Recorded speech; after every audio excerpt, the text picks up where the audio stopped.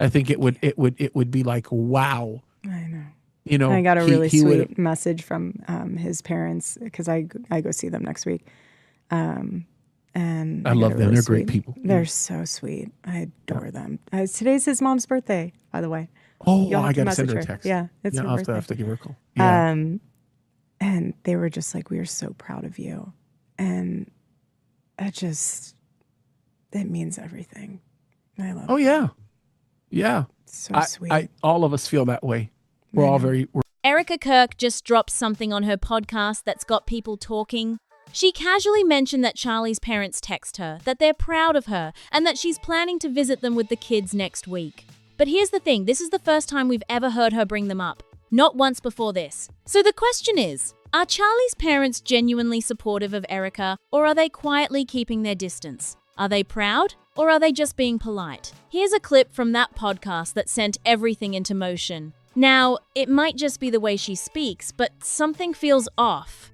If I was talking about my in-laws, I'd have way more to say than they texted me that they are proud of me. It feels almost rehearsed. And what makes it even stranger is that she never brought them up before. Not in her memorial speech. Not in her speech 2 days after everything happened. She talked about her kids, she brought up every person from TPUSA, but his parents? Nowhere to be found. Tell us, and it's not secrets of success, but tell us about the family that you grew up in and how they motivated you, and then the parts of your character that helped you to get you to where you are today. Yeah, the first thing is my parents were very hardworking growing up. When I mean hardworking, I mean my dad would take 3 days off a year, right? Thanksgiving, Christmas Day, and New Year's Day. What kind of business was he in? Architecture. Mm-hmm. And, building buildings and also developing.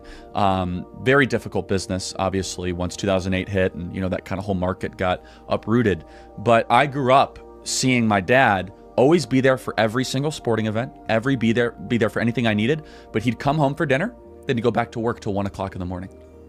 Maybe they asked to stay out of it. Maybe they're deeply private people. But still, not even a mention of how they raised him, how they backed him, how they were the ones who gave him the freedom to skip college and chase his dream. That credit never came from Erika. Not once, not ever. But Charlie himself? He spoke about it. There's footage of him crediting his parents directly for his success, his confidence, his drive, his hunger to build something real. They gave him the foundation. They believed in him when it mattered most. So imagine his widow standing up to speak and giving all the credit to the team he hired, talking about how much he loved the president, but not saying a single word about his mom, his dad, or his sister. If they didn't ask to be left out, that's a serious gap that's hard to ignore. And it gets deeper. And then he'd wake up at 7 a.m. You know what it's like to build a business. And so that was the culture I was raised in. And I was also, obviously I'm very, active and I have trouble sitting still. And my parents, to their great credit, anytime anyone would be like, oh, Charlie has trouble sitting still in class, they're like, you know what? That'll end up being a positive. No medication. Perfect. No counselor. And it's a shame that our educational system doesn't recognize this. When we first started Turning Point, and my parents instilled this in me as well, which was that entrepreneurial approach too, which is take risks, think big. I was always taught that this country was a place to be able to do impossible things. That last known interview where Charlie spoke about his parents with that kind of genuine gratitude, around 2022, right around the time he and Erika welcomed their first child. Since then, nothing like it has surfaced. Now, a lot of content from that period was pulled down by TUSA, so there could be things we simply can't access anymore. But based on everything that's still out there, that level of appreciation for his family seemed to quietly disappear. Coincidence? Maybe. But it's a pattern that's hard to overlook. The last time Charlie really opened up about his parents in that kind of depth was on the Iced Coffee podcast, and even then, it was something small, just a passing mention of his dad and where he went to school, something about ducks. Nothing like the heartfelt, detailed gratitude he showed back in 2022. It's like a switch flipped somewhere along the way. And here's where it gets really interesting. On the morning of September 10th, the day he passed, he sat down for an interview. The topic? Being a father figure. A perfect setup to bring his own dad into the conversation, to talk about discipline, about perseverance, about everything he learned at home. But he didn't go there. Not even close. Instead of the kind of answer you'd expect from someone who once credited his parents for everything he became, he kept it surface level. And young people ask me all the time, Charlie, how'd you start this? I started it. One of the things that, I always laugh, and I don't mean to insult anyone watching this, when people say, yeah, I went to college to study entrepreneurship. That's funny. I'm often asked, or I was years ago, asked to give lectures at very famous institutions, to give lectures on entrepreneurship. And I would go and I would tell them about my story. But in the back of my mind, what I really wanted to say is, if you're sitting here, you're not an entrepreneur. That's the whole point. Right. If you're sitting here, you're not. And so people say, well, Charlie, what are the steps? I say, steps. I said, you think I had a plan when I started? I had a skill and a passion. That was it. And you just kind of start. They say, well, did you have a detailed business plan? I said, what are you talking about, a detailed business plan? I said, I might have had like a pitch deck 2 years later to go raise some money from somebody, right. But not initially. No, I mean, initially, and even, this as a creator, you're always changing things, right? You're looking at flexible. It's one of you the have to be ready to change. You have to be agile. Right. And then also the other thing, taught, growing up through sports and other ways was perseverance as well, which is a very important thing, which, that's a tough thing to instill in somebody, other than if you have parents that are willing to tell you no, and willing, after you lose a sports game, be like, yeah, well, you should try harder. Yeah, exactly. And all of a sudden that instills in you this kind of hunger to want to be the best. That gap is hard to ignore. So what changed between 2022 and 2025? Did his parents ask him to stop mentioning them publicly? Did tension with Erika create some distance from his family? Did he simply feel like he'd said it once and that was enough? Or did political differences quietly drive a wedge? Nobody knows for sure, and right now, these are just open questions, not conclusions. Because that political divide angle, it's real. A post started circulating that read, I just found out that Charlie Kirk's younger sister, 9-year-old Mary Kirk, is an art curator in Chicago and a progressive with the totally opposite worldviews as her brother and parents. Now, whether they were slowly finding common ground toward the end, nobody can say. But the idea that the Kirk family had real internal differences is something people have been talking about, and some claim it's part of why things may have been strained. That's unverified. Just so we're clear, when something is a fact, it gets stated as a fact. When it's a rumor, that gets flagged too. You deserve to know the difference. Now here's why all of this matters. There are specific moments caught on camera that raise eyebrows about how Erika and Charlie's parents actually interact in public. The first one? The day Erika received Charlie's Medal of Freedom. She walked into that ceremony and his parents didn't even look her way. No standing together, no comfort, no connection. Erika's own mom couldn't be there because she's been seriously unwell. And because this, starting something from nothing, there's a lot of opposition that will come your way. And I just don't mean opposition, people that shake you down. That comes after success. I mean that in opposition in your own head, right? Can I do this? Is this really the right idea? Right. Should I be doing something else? And so those are some of the values that I was raised with. Which makes the visible distance from Charlie's side of the family even harder to miss. Think about it if you were truly close to your mother-in-law. Wouldn't she be the first person you'd reach for in a moment like that? Someone to hold on to cry with, to lean on? Watch what actually happens when Erika walks in. The video isn't the clearest, but what you can see is telling. Charlie's mom is locked straight ahead, no turn, no glance, no acknowledgement that Erika even entered the room. His dad gives a brief look over, just a quick glance, but that's it. And when they're standing near each other, they're close in distance but miles apart in energy, not side by side, not together. Then Erika gives her speech, and once again, his parents aren't mentioned.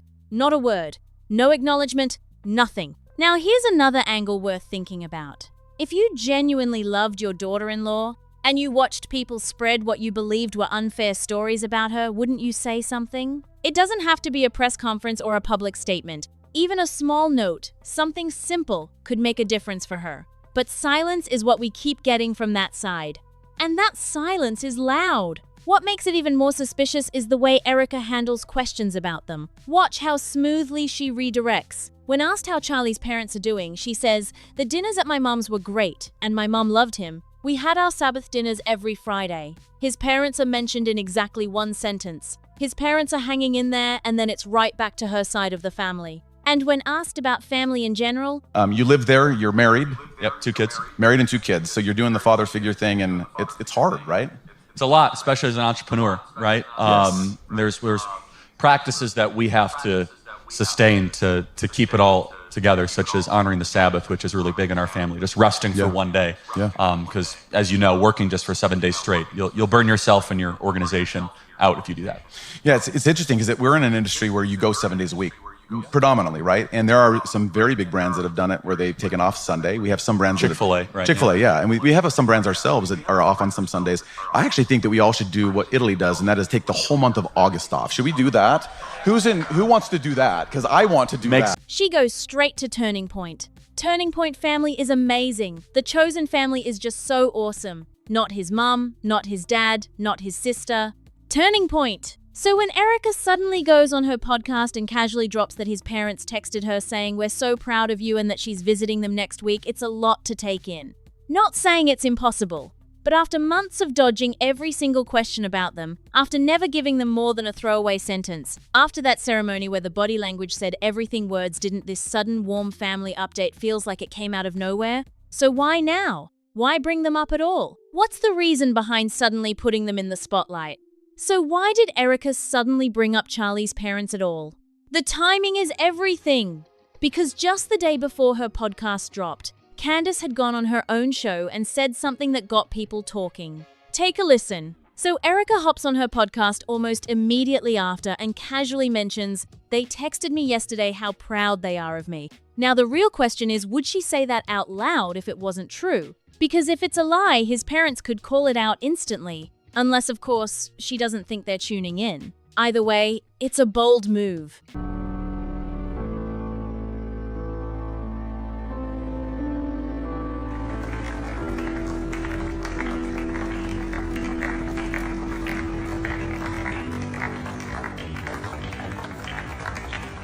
Thank you very much.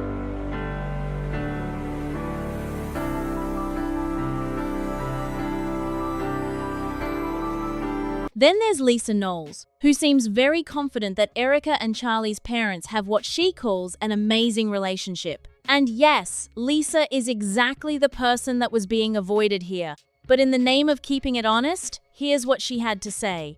Now, Lisa claims to be close to a family friend, and there have been screenshots of text messages posted publicly. But here's the problem: that same source has already been caught being dishonest about other situations. So how much weight can anyone actually give to that? Not much. The audience has been paying close attention too. Hetty Weeds put it simply, the body language between Erika and Charlie's parents said all. And honestly, hard to argue with that. Nobody looks at each other, nobody reaches for each other, just distance. Brenda B. added, Charlie's parents show what real grief looks like. His mum especially, she looks completely shattered, and it's genuinely hard to watch. And Frida Ivan Defoe pointed out something sharp. Pretty wild that she acknowledged the First Lady and not her own mother-in-law. She found time to credit nearly everyone around her but his parents. Invisible in every single speech. Now there's a real possibility his parents asked not to be mentioned, and if that's the case, that actually says something too. Because Charlie's parents know things the public will never know. That's exactly why people are desperate to hear from them directly. One sentence from them, just one, could change the entire conversation around Erika. So if the relationship really is strained, what's actually behind it? Because on paper, Erika looks like exactly what any parent would want for their son. Faithful, devoted, home-focused, supportive, entrepreneurial. She checks every box. And yet the energy between them in public tells a completely different story. How are his parents doing? Because his parents are private. We saw them for the first time at the funeral. Yes. You did such a beautiful job there. How are all of y'all doing? You talk a little bit about the kids, but how's your mom doing? I mean, I know she's devastated for you. My mom is, Charlie and my mom, well, Charlie's family's there. Everyone's hanging in there. We're doing the best to be expected. My mom and Charlie, they were best friends. I would always say that Charlie was her favorite child. But the thing that was so special about our Sabbath dinners was that it wasn't about religious protocol. Right. It was literally going to my mom's house. My mom's battling a very rare illness. It was literally going to my mom's house for dinner with my mom. It was, again, bridging that generational gap where my kids don't have phones. They're not looking at iPads. They're not looking at screens. we're sitting together and we're talking and we're loving on each other. How was your week? What were your wins? What are you grateful for? We went around the table and talked about that. And that was what was so special about our Friday nights. And Charlie was like, we have our Friday nights. But now, if solid proof surfaces that they genuinely have a warm, close relationship, that gets reported too, no agenda here, just what the evidence shows. But right now, based on everything visible, the most generous reading is that maybe they tolerate each other held together by the one thing that can't be negotiated, those grandkids. Honestly, this whole situation is still wide open, and that's exactly what makes it impossible to ignore. Let's take a step back and really look at the full picture, because when you line everything up, it starts to tell a story that's hard to dismiss. From the very beginning, Erika has had every opportunity to bring Charlie's parents into the conversation, and every single time, she's found a way around it. Not once, not twice, but consistently, across multiple platforms, multiple speeches, multiple interviews. That kind of pattern doesn't happen by accident. Think about the memorial. That was the moment. If there was ever a time to stand up and say something meaningful about the people who raised the man she loved, who shaped him into who he became, that was it. Instead, she covered everyone else. The team, the movement, the political figures surrounding his life. His parents stood in that room carrying the kind of grief that no parent should ever have to carry, and their names never left her lips. Not even a passing acknowledgement, not even a nod in their direction. That silence in a room full of words is deafening. And then there's the body language caught on camera that nobody can talk their way out of. At the Medal of Freedom ceremony, Erika walks in and his mom doesn't turn, doesn't look, doesn't move toward her. How are you doing? How are the kids? Doing the best you could expect. God is good, and we have the most amazing Turning Point USA family. They've rallied around myself, my children, and, chosen family is everything. And then, of course, we're blessed with our family itself. But people like you, Ainsley, it's priceless. It's priceless. You go through this period and they have the shock of something like this happen. Right. We all try to relate to people. I don't know if you really could relate to this. And then all of a sudden, there are moments where you just the reality hits you. He's not coming home. Right. The permanency, I will always struggle with the permanency. His dad glances over just barely. They're physically close, but operating like strangers sharing the same space out of obligation. There's no warmth, no reaching for each other, no shared grief between a widow and the mother of the man they both lost.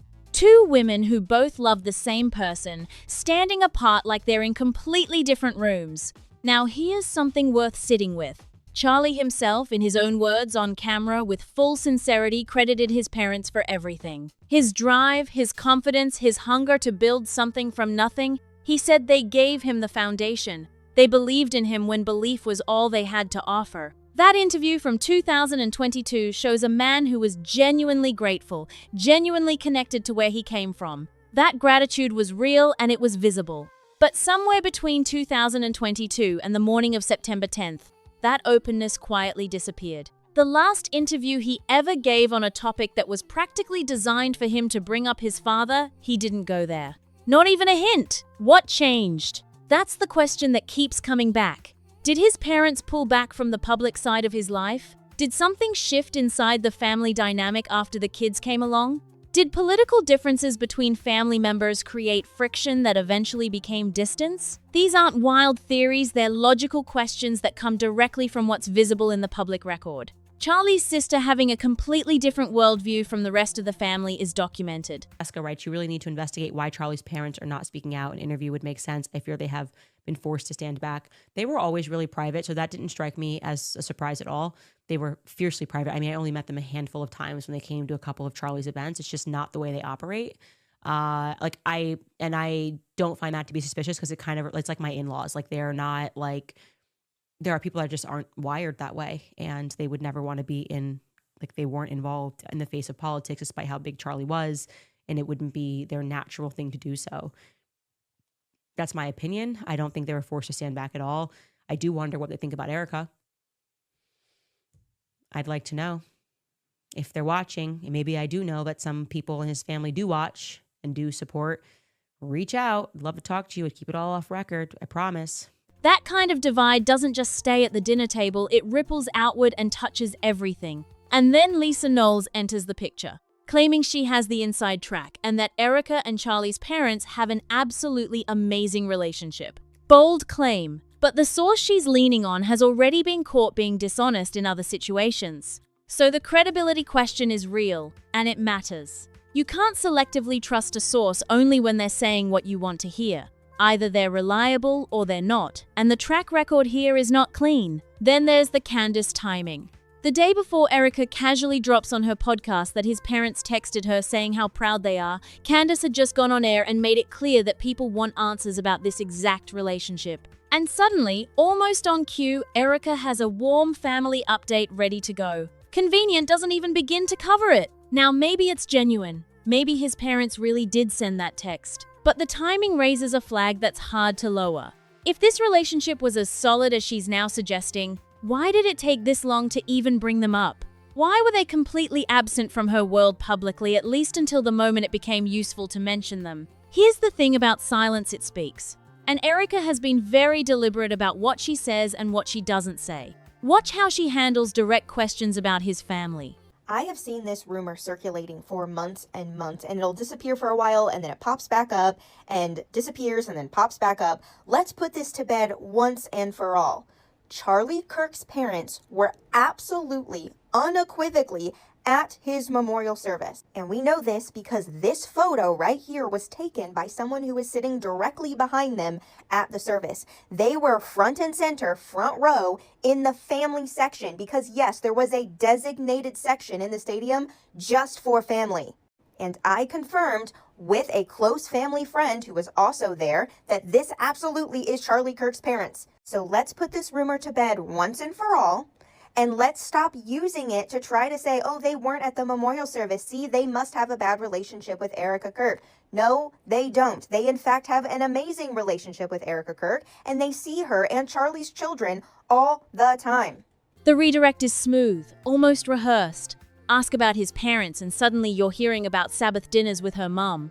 Ask about family, and you get a full celebration of the Turning Point family. She doesn't stumble, she doesn't hesitate, she just pivots every single time with the kind of precision that suggests she's thought about exactly how to handle these questions before they're even asked. That's not nothing, that's a strategy. Now, to be completely fair, there is a version of this where his parents specifically asked not to be included, where they're private people who want no part of the public conversation around their son's life and passing. And if that's the case, then Erika is actually respecting their wishes every time she redirects. That's a real possibility, and it deserves to be on the table. But even if that's true, it still doesn't explain the body language at that ceremony. You can stay out of the media and still reach for your daughter-in-law's hand when you're both standing in the same room sharing the same loss.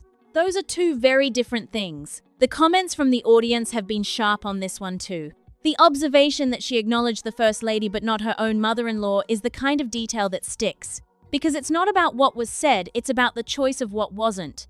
Every speech is a series of decisions. Who gets named? Who gets thanked? Who gets credited? And the Kirk parents have been on the wrong side of every single one of those decisions, every single time, across every single platform. At some point, that stops being an oversight and starts being a choice. And what a choice it is, because Charlie himself made the opposite one. He chose to give them that credit openly and proudly. He chose to talk about how they raised him, what they instilled in him, why he became who he was. He didn't hide where he came from. He celebrated it. So the contrast between how he spoke about his family and how Erika navigates the same topic isn't subtle, it's stark.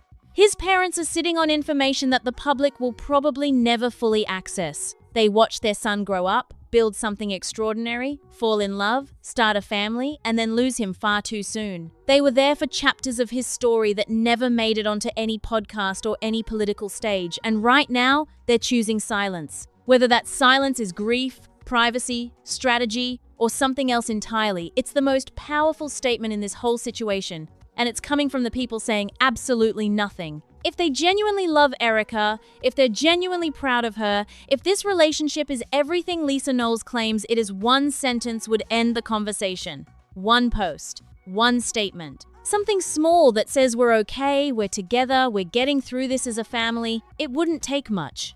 But it hasn't come, and that absence continues to raise questions that nobody in that inner circle seems willing to answer. So where does that leave everything? with more questions than answers, honestly, with a pattern of avoidance that spans months and multiple public moments. With body language that contradicts the warm family update Erika suddenly decided to share. With a source making big claims about an amazing relationship while their own credibility is already in question. And with Charlie's parents, the people who arguably have the most right to speak in all of this, staying completely quiet while the world speculates around them. Maybe the relationship is fine and this is all just a series of misread moments. Maybe there's genuine warmth happening privately that never makes it into the public eye. Or maybe the distance is real, and everyone involved has silently agreed to keep it that way for reasons that serve all of them. Any of those versions could be true, and right now there's no clean way to know which one it is. That's what makes this worth watching, because eventually, something always surfaces.